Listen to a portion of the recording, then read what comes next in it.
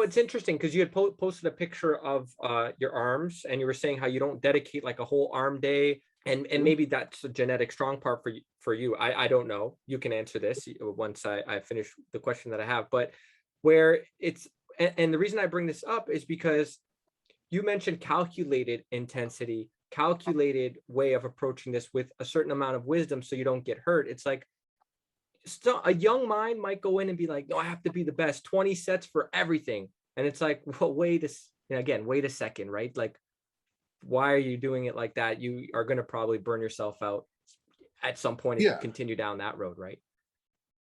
Yeah. So about every, well, and not for a year or two after all this crap happened to me, but in 2013, I believe, I hired Alberto Nunez.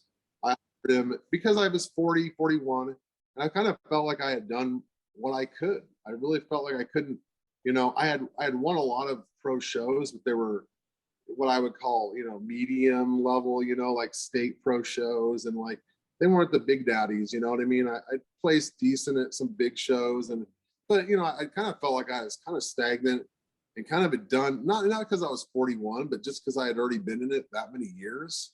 At that point, I had 8 years as a pro and 15 as an amateur, and I just kind of felt like I just needed to have an outside look. And I was also a little bit bored with my own decisions. Like, like I was like, I keep making the same decisions, give or take. I changed things, but like I kind of had gone through the gamut of my own choices, and I wanted to just let somebody else have the reins. And so he definitely changed some of my views on things. Certainly got me out of the old bro lifts. Like he's not a bro lift guy. At least with me, he's not a we're gonna do back and buys and chest and try and shoulder calf and quad ham, which one day is a quad day, whatever, what I mean? The old bro lifts. And I was okay with that. I was okay with, it was new, so it was nice, you know what I mean? I was all right with that. And I started to improve. Imagine that, and a lot of it is I over dieted. I way over dieted. I did 8 or 9 shows a year for 8 consecutive years. So 2006, 7, 8, 9, 10, wow. 11, 12, and 13, I did about 65 pro shows. Oh. And imagine that it was dilapidating my body after, 6, 7, 8, 9 were really good. 10, 11, 12, not, especially 10 and 11, not so good. Right. So, we brought things way up in 14, but in 17, I had my best year, even after taking a year off. Well, not a year off, but after my wrist took a year to heal. That happened in early 15. And it wasn't really healed till early 16. And even with that, 17 was by far my best year. So anyways, once I came back from this probably about a year ago, I don't know, I don't remember when, maybe not even that long. I started back with Alberto, and we just do Skypes like every 3 or 4 months, not real frequent. If I compete, probably that last 2 months of the grind, I'll hand him the reins so I don't overcook myself or whatever mistakes we can all make by looking at ourselves too much and not, not looking at it objectively. So I'm a big fan of that too, that's kind of what I mean by wisdom. Like, be wise enough to know that you're not perfect, like you might have some genetic gifts to the sport. You might have that passion. I have a master's degree in exercise phys, and I have, about as much, I think, education you can have in this area, but it doesn't matter. You can't view yourself. You just cannot view yourself objectively. You just can't do it.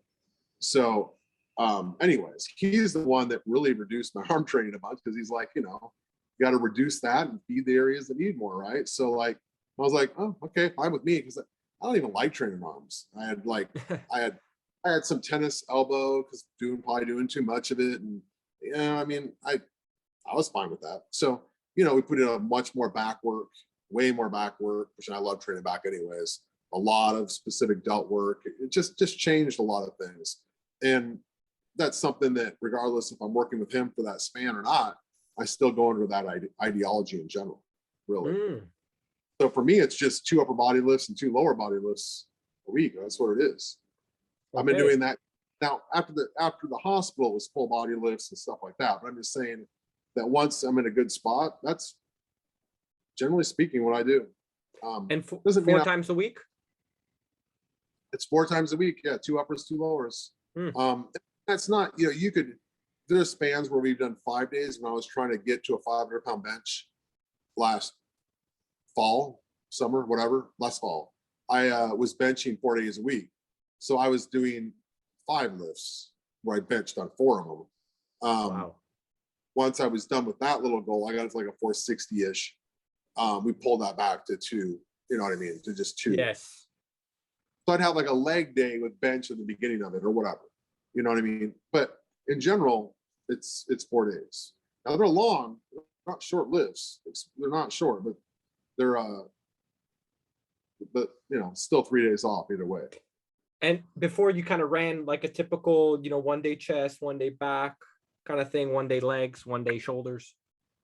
Yeah, no, this is literally you know, like yesterday my workout was bench, chest flies, T-bar row, a hammer strength high row, a Titan mid row, so 3 back, and a tricep extensions, a seated tricep extension, and a long head bicep movement. Okay. There was occlusion. I did occlusion on a few things. Oh, and delt lateral raise, pulley delt laterals. So there was occlusion on a few different movements, mainly some arm occlusion, a little bit of lateral raise occlusion.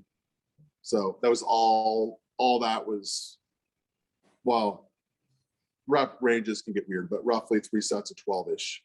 I actually recently changed it where, because I'm deeper into a diet where I do some high rep stuff thrown in.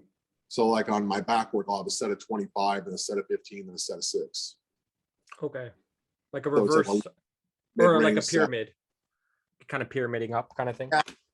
Green pyramid. Like a really, like, you know, like on the high row, for example, it'd be 2.5 plates aside for 25, 3.5 plates aside for 12, and like 4.5 plates aside for 6. Gotcha. But those things always change. My rep ranges do change pretty frequently, and movement patterns change to some degree. But I'm not a big fan of overdoing that. But sometimes, you know, Alberto will throw a curveball and be like, "Hey, let's do front raises. Let's be weird," you know. In fact, he put front raises on my last lift, and he said, "Yeah." He goes, "I did them." Sorry, I'm gonna right here. He goes, "Yeah, I did them on my blogs, but I didn't post it because I know it's controversial." So oh yeah. Oh man, he's sneaky, man. The announcement is out. He's doing front races, folks. Alberto. Too much rotator cuff, you're gonna hurt your shoulder. You're already getting too much work on front delts, you know. Yeah, whatever. You know what I mean? Yeah. So we'll occasionally do little things like that that are maybe unorthodox or whatever, you know. But that's the general gist of it.